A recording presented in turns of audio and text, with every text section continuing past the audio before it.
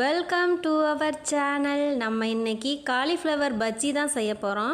அதுக்கு காலிஃப்ளவரை ஃபஸ்ட்டு சுடுதண்ணியில் மஞ்சள் தூள் போட்டு வச்சுக்கலாம். ஒரு 10 மினிட்ஸ் அப்படியே இருக்கட்டும். 1 கப் அளவு கடலை மாவு எடுத்து அதில் பாதி கப் அளவு அரிசி மாவு சேர்த்து கொஞ்சமாக மிளகாய்த்தூள் உப்பு சேர்த்து கலந்து வச்சுருக்கேன். இதில் கொஞ்சம் கொஞ்சமாக தண்ணி ஊற்றி கலந்துக்கலாம். தண்ணியை அதிகமாக ஊற்றினா நமக்கு பஜ்ஜி நல்லா வராது. ரொம்ப கெட்டியாகவும் கலக்கக்கூடாது.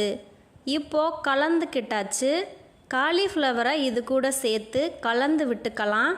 நல்லா எல்லா காலிஃப்ளவர்லையும் மாவு படுற மாதிரி கலந்து விட்டாச்சு. இப்போது ஒரு 15 மினிட்ஸ் கழித்து கடாயில் எண்ணெய் ஊற்றிக்கலாம். எண்ணெய் சூடானதும் ஒவ்வொரு காலிஃப்ளவராக இது கூட போட்டு எடுத்துக்கலாம். நமக்கு காலிஃப்ளவர் பஜ்ஜி ரெடி ஆயிரும். இந்த வீடியோ பிடிச்சிருந்தால் லைக் பண்ணுங்கள், ஷேர் பண்ணுங்கள். தேங்க்யூ ஃபார் வாட்சிங்.